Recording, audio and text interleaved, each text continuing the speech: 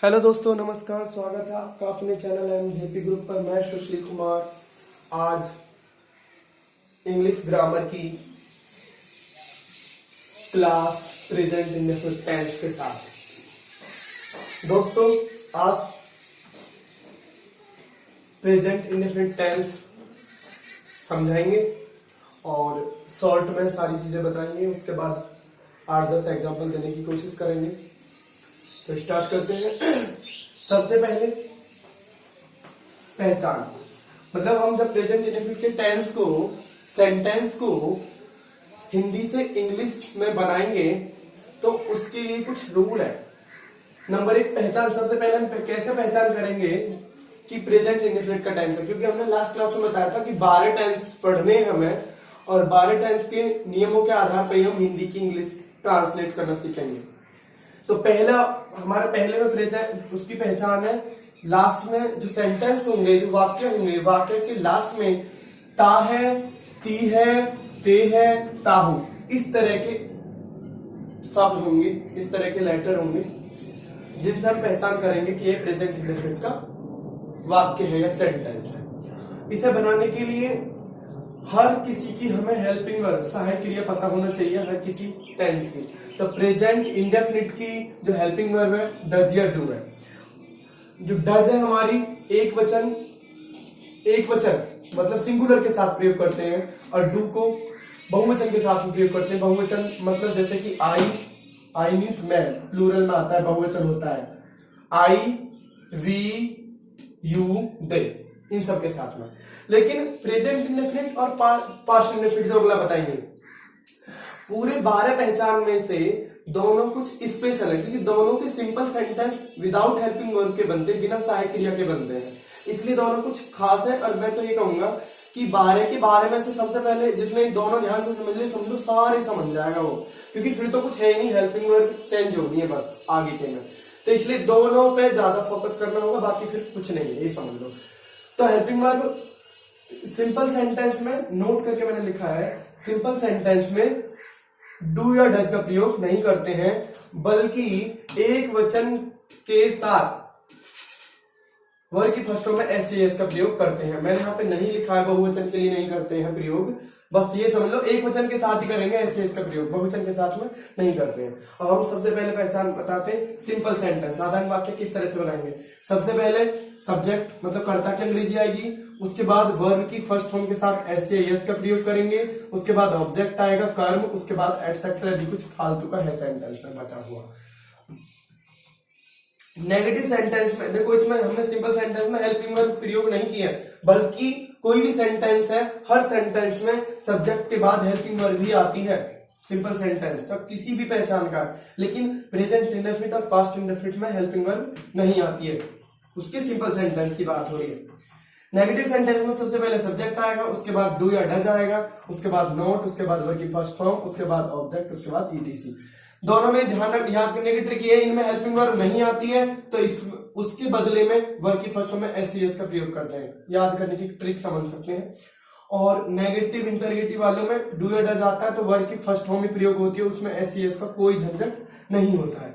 उसके बाद interview type first और टाइप सेकंड दोनों का अलग अलग है। इंटरव्यू टाइप फर्स्ट में सबसे पहले हेल्पिंग वर्ब आएगी, उसके बाद सब्जेक्ट आएगा, उसके बाद नॉट की अंग्रेजी मतलब नॉट आएगा, यदि नहीं है तो सेंटेंस में, यदि नहीं है वाक्य में, इंटरगेटिव नेगेटिव नहीं है, यदि सिंपल प्रश्नवाचक वाक्य मतलब इंटरव्यू टाइप फर्स्ट सेंटेंस है तो सिर्फ और नकारात्मक नहीं है उसमें, तो नोट नहीं लाएंगे, नोट छोड़ देंगे, सब्जेक्ट के बाद वर्ब की फर्स्ट फॉर्म आ जाएगी। यदि नेगेटिव भी है तो सब्जेक्ट के बाद आएगा नोट। ये देख लो, यदि नोट नहीं है सेंटेंस में तो यहाँ पे आएगी नोट की अंग्रेजी, यदि नहीं है तो इसे छोड़ देंगे, बस ये ध्यान रखना। डू या डज, सब्जेक्ट, नॉट, वर्ब की फर्स्ट फॉर्म, उसके बाद ऑब्जेक्ट, उसके बाद etcetera question mark. Interrogative type second WH family आएगा पहले, फिर डू या डज आएगा, उसके बाद सब्जेक्ट, यदि नहीं है तो नहीं की अंग्रेजी नॉट, यदि नहीं है नहीं सेंटेंस में छोड़ देंगे, उसके बाद वर्ब की फर्स्ट फॉर्म, उसके बाद ऑब्जेक्ट, उसके बाद एटसेट्रा। इसमें क्वेश्चन मार्क आएगा। बस इन दोनों में अंतर ये है, ध्यान करेंगे तो आप इंटरव्यू टाइप सेकंड, ये जो वाला पोर्शन है ये सारा ही देखो सेम बिल्कुल वही है, बस इंटरव्यू टाइप फर्स्ट में क्या है कि सबसे पहले डब्ल्यूएच फैमिली वर्ड की अंग्रेजी आ रही है, इसके आगे वरना तो सेम वही है। ये देखिए, कभी नहीं या हमेशा वाले वाक्य और कौन वाले वाक्य, ये भी सिंपल सेंटेंस की तरह बनते हैं। हालांकि कभी नहीं वाला वाक्य है, कभी नहीं वाला सेंटेंस नेगेटिव में काउंट होगा। यदि कोई पूछेगा कभी नहीं वाला सेंटेंस दे दिया तो बताओ कैसा सेंटेंस है, तो उसे हम साधारण सेंटेंस नहीं बता सकते, साधारण वाक्य नहीं बता सकते, वो नेगेटिव ही होगा, लेकिन बनेगा साधारण की तरह, सिंपल वाले की तरह। और कौन वाला है तो इंटरगेटिव, क्वेश्चन मार्क भी आएगा, लेकिन बनेगा सिंपल की तरह। तो ये अलग एक्सेप्शन केस है, इसलिए हमने नीचे बताया कभी नहीं की अंग्रेजी नेवर होती है और हमेशा के लिए ऑलवेज आता है। तो इसलिए सब्जेक्ट के बाद कभी नहीं या नेवर, जो कभी नहीं या हमेशा जो भी उनकी अंग्रेजी नेवर या ऑलवेज, उसके बाद वर्ब की फर्स्ट फॉर्म में एस का प्रयोग करेंगे, क्योंकि सिंपल सेंटेंस की तरह बनते हैं। सिंपल सेंटेंस में हेल्पिंग वर्ब डू डज का प्रयोग नहीं होता, बल्कि वर्ब की फर्स्ट फॉर्म का प्रयोग, वर्ब की फर्स्ट फॉर्म के साथ एस का प्रयोग करते हैं। उसके बाद ऑब्जेक्ट आ जाएगा, उसके बाद एटसेट्रा भी लगा देंगे यदि कुछ बच रहा हुआ है तो। और कौन मतलब हु वाले सेंटेंस से सबसे पहले हु आएगा, उसके बाद वर्ब की फर्स्ट फॉर्म में एस, उसके बाद ऑब्जेक्ट, उसके बाद एटसेट्रा। अब हम कुछ एग्जांपल दे देते हैं और एग्जांपल में देखते हैं। राम किताब पढ़ता है, पीछे हमने देखा सबसे पहले कि पढ़ता है, ताहे आ रहा है, तो ताहे से हमने पहचान होगी प्रेजेंट इंडेफिनिट का सेंटेंस है। उसके बाद हम देख रहे हैं कि इसमें साधारण है सेंटेंस, नहीं भी नहीं है इसमें, और कभी न क्या कौन कब कहां कैसे, ये शब्द भी नहीं है, इंटरगेटिव भी नहीं है। इसका मतलब सिंपल सेंटेंस है, साधारण सेंटेंस है। साधारण सेंटेंस के हिसाब से रूल बनाएंगे। सबसे पहले सब्जेक्ट की अंग्रेजी, सब्जेक्ट काम करने वाला कौन है इसमें, राम की अंग्रेजी। उसके बाद वर्ब की फर्स्ट फॉर्म में एस, वर्ब क्या है, पढ़ना, पढ़ने की वर्ब की है अंग्रेजी रीड। अब देखो इसमें एस का प्रयोग भी लिखा हुआ है, यदि सिंगुलर है, एक वचन है, तो एस लगाएंगे, अदरवाइज नहीं लगाएंगे। तो राम सिंगल है तो उसमें रीड के साथ में एस लगा दी, रीड्स। उसके बाद क्या आएगा, ऑब्जेक्ट, ऑब्जेक्ट क्या है इसमें, किताब, तो किताब की अंग्रेजी बुक हो गई है। ठीक है, जैसे कि वे, नेक्स्ट सेंटेंस, वे कपड़े धोते हैं, तो ये भी सिंपल है, साधारण सेंटेंस है। पहचान होगी हमारी, ते है आ रही है पीछे, साधारण सेंटेंस है, नहीं नेगेटिव भी नहीं है, इंटरगेटिव भी नहीं है। साधारण में फिर ऐसी बनाएंगे, सबसे पहले सब्जेक्ट होना इसमें वे की अंग्रेजी दे। उसके बाद वर्ब की फर्स्ट फॉर्म में एस या ईएस। वर्ब हमारी है धोना, तो धोने की क्या होती है हमारी, वॉश, तो हमने वॉश लगाई, लेकिन उसके बाद हमने देखा एस भी होना चाहिए। लेकिन हमारा रूल है कि सिर्फ एक वचन के साथ में एस लगाते, बहुवचन के साथ में नहीं लगाते, मतलब प्लूरल के साथ में नहीं लगाते। वे बहुत सारे हैं, दे प्लूरल में आता है बहुवचन में, तो दे के साथ में एस नहीं लगाएंगे। यदि एस लगती तो इसमें ईएस लगती, क्योंकि वॉशिस हो जाता, खाली एस नहीं लगती। दे वॉश द क्लोथ्स, कपड़े बहुत सारे थे इसलिए क्लोथ्स आ जाएगा। वे कपड़े धोते हैं। अब देखो सेम सेंटेंस मैंने दोबारा रिपीट करा है, सिर्फ सिंगुलर प्लूरल को दर्शाने के लिए। वे बहुत सारे थे, यहाँ पे वह एक वचन है सिर्फ। पहचान होगी ता है, उसके बाद दूसरी पहचान होगी साधारण सेंटेंस, साधारण वाक्य। तो हम ध्यान करेंगे कि सबसे पहले सब्जेक्ट आएगा वह, फिर उसके बाद वर्ब की फर्स्ट फॉर्म में एस, वर्ब क्या, धोना, धोने की वॉश आ गई। अब हम देखते हैं एस लगेगी नहीं लगेगी, लगती है, लेकिन सिंगुलर होगा तो लगेगी, वरना तो नहीं लगेगी। अब वह है तो सिंगुलर है, एक ही है, तो लगेगी ईएस। और उसके बाद ऑब्जेक्ट क्या, कपड़े, वॉश इज द क्लोथ्स, कपड़े बहुत सारे। अब मैं तुम्हें एक रूल बता दूं, तो कुछ हमारे वर्ड, हमारे नाउन नंबर एक टॉपिक होता है, उसमें ये पता चलता है, उसके अकॉर्डिंग कुछ वर्ड ऐसे हैं जिनके पीछे एस ईएस लगती है, बाकी के पीछे एस भी लगती है। जैसे कि मैं कुछ शॉर्ट में बताने की कोशिश करूंगा, O S double S S H C H X Z, ये हमारे वर्ड ऐसे होते हैं जिनके पीछे हम ईएस लगाना पड़ता है। जैसे कि देखो डी के पीछे एस लगी है, एस एच, यहाँ पे एस एच था, एस एच के पीछे ईएस लगी है। जैसे कि गो होता, तो गो को हम कभी GOS नहीं लिखते हैं, गोज लिखते हैं GOES, क्योंकि ओ है तो ओ के पीछे ES आ जाता है हमारा। तो ये भी नाउन नंबर का रूल है। अच्छा, आगे बात करते हैं। श्याम घंटी नहीं बजाता है। अब देखो ता है आ रहा है, पहचान होगी प्रेजेंट इंडेफिनिट का, दूसरा नहीं आ रहा है। मतलब नेगेटिव सेंटेंस है, नेगेटिव वाला ये रहा। पहले सब्जेक्ट आएगा, सब्जेक्ट कौन है इसमें काम करने वाला? श्याम, तो श्याम आ गया। उसके बाद डू या डज, अब सिंगुलर है, एक वचन है तो डज आएगा, और बहुवचन है तो डू। श्याम एक है, एक के साथ में क्या आएगा? डज, डज आ गया, क्यों? एक के साथ में डज आता है तो डज। उसके बाद नॉट, नॉट की अंग्रेजी। उसके बाद वर्ब की फर्स्ट फॉर्म, वर्ब क्या है इसमें? बजाना, बजाने क्या होती है? रिंग। उसके बाद ऑब्जेक्ट, ऑब्जेक्ट क्या है? घंटी, रिंग द बेल। उसके बाद हम दूध नहीं पीते हैं, सेम सेंटेंस है, सिर्फ सिंगुलर प्लूरल के लिए चेंज किया। ते है पहचान हो गई, प्रेजेंट इंडेफिनिट का है, फिर नेगेटिव है।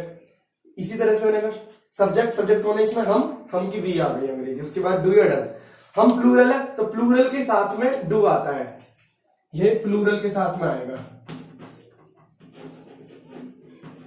प्लूरल, प्लूरल के साथ में डू आ गया। उसके बाद नॉट, नॉट आ गया। उसके बाद वर्ब की फर्स्ट फॉर्म, वर्ब क्या है? पीना, पीने की ड्रिंक, ऑब्जेक्ट क्या है? क्या पीने? दूध, ड्रिंक द मिल्क। अब नेक्स्ट सेंटेंस, क्या आप कोरोना के कारण रोजाना रोजाना हाथ साफ करते हो? तो देखो ते हो आ रही है, पहचान ते हो। उसके बाद देखा हमने सबसे पहले क्या आ रही है? क्या।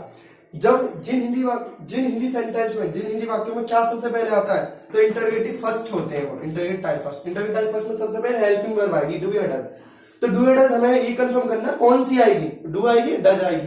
तो हम देखेंगे यदि सिंगुलर होगा उसमें सब्जेक्ट तो डज आएगी, और प्लूरल होगा तो डू आएगी। अब देखो आप मतलब तुम, तो प्लूरल होता है, तो प्लूरल होता है तो प्लूरल के लिए क्या होगा? डू। तो सबसे पहले डू आ गया। उसके बाद सब्जेक्ट, सब्जेक्ट कौन है इसमें? आप, आपकी अंग्रेजी यू। उसके बाद नॉट, नॉट सेंटेंस में इंटरगेटिव, सिर्फ नेगेटिव नहीं, मतलब इंटरगेटिव नेगेटिव नहीं है, मतलब क्या के साथ साथ नहीं भी नहीं आ रहा। कई बार ऐसा होता है ना, क्या आप खाना नहीं खाते हैं, मतलब क्या भी आ गया नहीं भी आ गया, तो उसमें नहीं नहीं है तो ये छोड़ देंगे हम। आगे चल रहे वर्ब की फर्स्ट फॉर्म, वर्ब क्या है? साफ करना, साफ करने की क्या है? क्लीन। उसके बाद ऑब्जेक्ट, ऑब्जेक्ट क्या है? साफ क्या कर रहे हैं हम? हाथ, क्लीन हैंड्स। अब हमारा एक्सेट्रा, एक्सेट्रा में क्या क्या बचा रह गया हमारा? बचा रह गया हमारा रोजाना और कोरोना के कारण, कोरोना के कारण। तो पीछे से लेके चलेंगे हम। अब क्या बच गया? रोजाना, रोजाना की डेली, कोरोना के कारण, तो के कारण होता है ड्यू टू, और कोरोना की corona, question mark. Next 7, now sentence number 7, तुम घर के अंदर क्यों नहीं रहते हो? रहते हो, ते हो आ रही है, पहचान हो गई हमारी, प्रेजेंट इंडेफिनिट का सेंटेंस है। फिर हमने देखा क्यों वाला सेंटेंस है, वो भी क्यों बीच में आ रही है, तो क्या, कौन, कब, कहां, कैसे आदि शब्द सेंटेंस के बीच में आते हैं, तो बीच वाले को इंटररोगेटिव टाइप सेकंड कहते हैं, और टाइप फर्स्ट जिसमें सबसे पहले आता है। तो ये हम लास्ट क्लास में बता चुके हैं। तो इंटररोगेटिव टाइप सेकंड वाले में सबसे पहले WH फैमिली आएगी, तो WH क्यों की अंग्रेजी क्या होती है? Y, Y. फिर डू या डज आएगा, तो देखते हैं डू या डज हमें पता है सिंगल होगा, करता तो डज आएगा, वरना तो डू आएगा। और काम करने वाला कौन है? तुम, तो तुम बहुत सारे हैं तो तुम के लिए क्या आएगा? Do, why do. और उसके बाद करता, करता सब्जेक्ट, सब्जेक्ट कौन है? यू, सब्जेक्ट यू हो गया। यू के बाद नॉट, सब्जेक्ट के बाद नॉट, नॉट है सेंटेंस में तो है, यदि नहीं होता तो हम यहाँ नॉट नहीं लगाते, आगे चल देते। वर्ब की फर्स्ट फॉर्म, वर्ब क्या है? रहना, रहने की, लिव। उसके बाद ऑब्जेक्ट, ऑब्जेक्ट क्या है इसमें? घर के अंदर, घर के अंदर क्या आएगी? Inside home, inside home. अब नेक्स्ट, मैं कभी झूठ नहीं बोलता हूं, ताहू आ गई। और हमने देखा कभी नहीं वाला सेंटेंस है, तो कभी नहीं के लिए अलग है हमारा रूल। सब्जेक्ट, सबसे पहले सब्जेक्ट कौन है? मैं की अंग्रेजी। उसके बाद नेवर या ऑलवेज जो भी होगा, तो कभी नहीं, कभी नहीं की अंग्रेजी नेवर। उसके बाद वर्ब की फर्स्ट फॉर्म में एस या ईएस।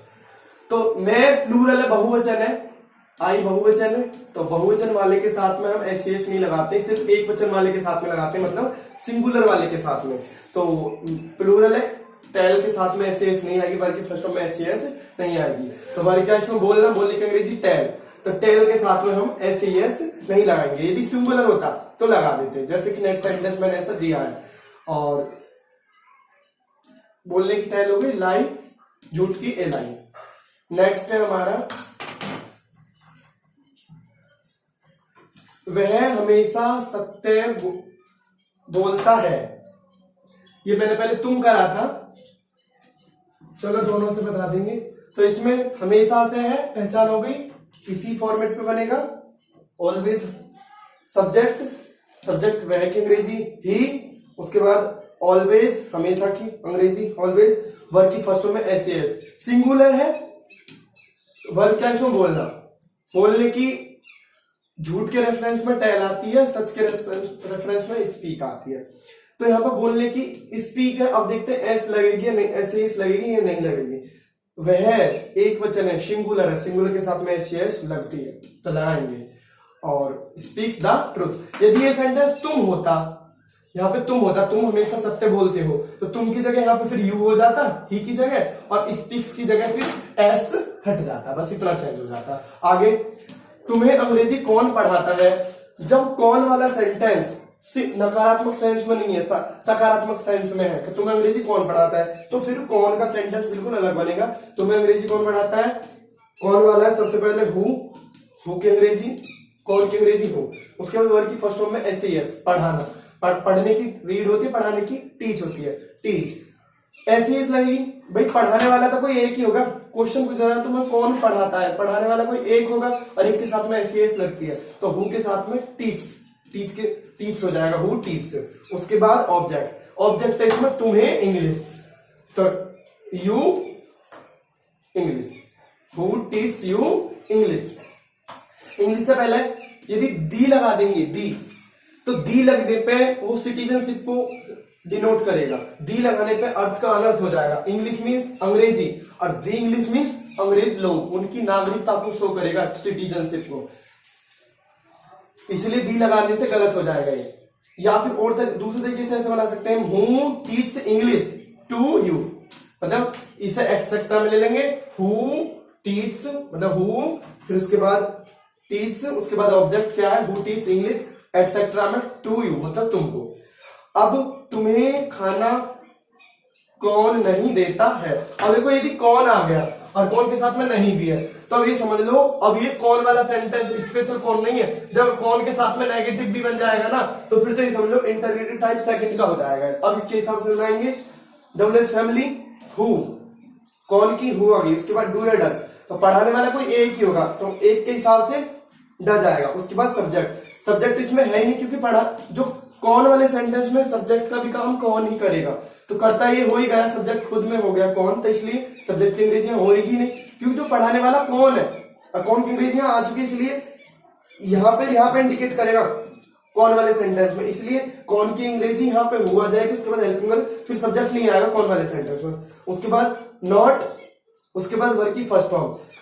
जब नेगेटिव हो गया तो नेगेटिव में हमारा एस का, जब हेल्पिंग वर्ब आएगी, तो जब हेल्पिंग वर्ब डू या डज आएगी कोई भी, तो एस का झंझट खत्म हो जाता है। तो हु डज नॉट, और देने की वर्ब की फर्स्ट फॉर्म, वर्ब देना है, देने की गिव, गिव ऑब्जेक्ट, ऑब्जेक्ट क्या है, फूड, खाना, किसे, तुम्हें, to you, who does not give food to you, तुम्हें खाना कौन नहीं देता है। दोस्तों आज हमने प्रेजेंट इंडेफिनिट के 11 एग्जांपल के साथ में सारे रूल की पॉइंट में समझाए, और सभी बहन भाई नोट करें, सेंटेंस की प्रैक्टिस करें। यदि किसी को कोई दिक्कत है कमेंट के माध्यम से हमसे सेंटेंस पूछ सकते हैं। यदि कोई हमारे इसमें करेक्ट कोई मिस्टेक है या आपका कोई सुझाव है करेक्शन के लिए, तो आप करेक्शन के लिए सुझाव दे सकते हैं कमेंट करके, मैसेज के थ्रू कमेंट के माध्यम से बताएं, और वीडियो को लाइक शेयर करें।